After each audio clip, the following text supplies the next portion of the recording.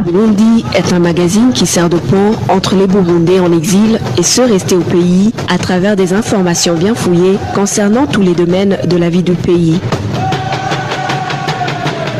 Le magazine Humura Burundi est diffusé sur le web via le site de la RPA www.rpa.bi. Humura Burundi. Bienvenue chers fidèles de la radio RPA, bienvenue dans ce magazine Humura Burundi du 20 avril 2019 dont voici les grands titres.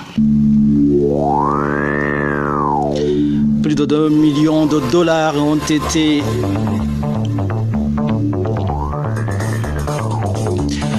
de 2 millions de dollars ont été alloués à la prévention du virus d'Ebola au Burundi. 5 agences onusiennes sont à l'œuvre pour aider le pays à protéger ses frontières avec la République démocratique du Congo.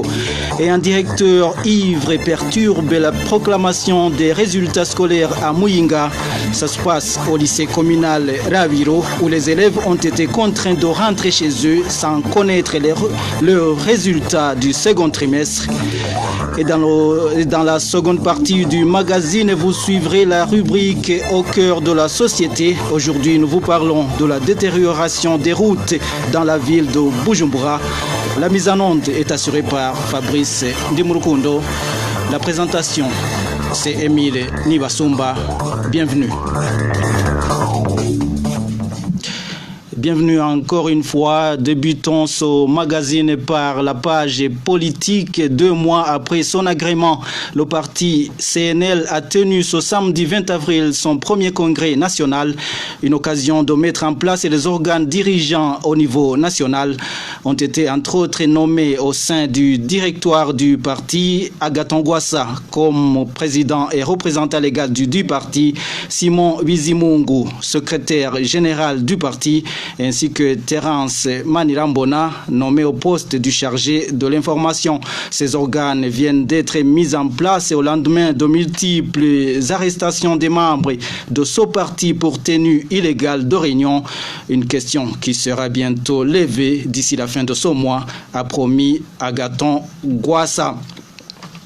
Poursuivons ce magazine par cette page des réfugiés où les défenseurs burundais des droits de l'homme se disent préoccupés par la persécution des seuls réfugiés burundais parmi les différentes nationalités hébergées par la Tanzanie. Toutefois, ces activistes des droits de l'homme se disent à l'œuvre pour pouvoir présenter ces cas devant les organes habilités, vu que la Tanzanie reste inactive pour faire respecter les droits de ces réfugiés. Suivez plutôt Vital Nshimirimana, c'est l'un de ces défenseurs des droits de l'homme.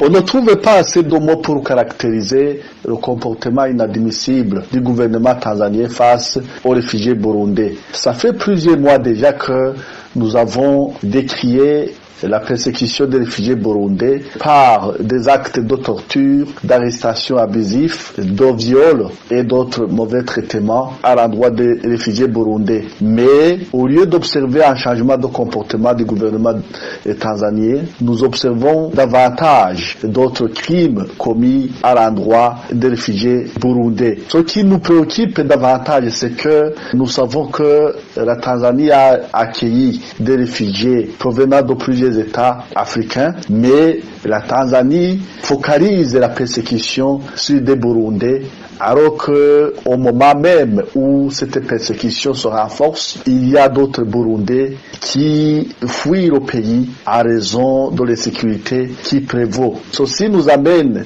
à encore une fois demander aux autorités tanzaniennes de tout faire pour stopper cet état de fait, pour arrêter cette persécution et respecter le droit international des réfugiés, parce que il en va de sa crédibilité, il en va de ses obligations en matière de droit international des réfugiés. Mais aussi, nous interpellons les autorités tanzaniennes qui doivent aujourd'hui et demain savoir que tous les actes commis maintenant seront documentés et soumis aux mécanismes internationaux des droits humains afin que les responsables soient appelés, soient amenés à rendre compte.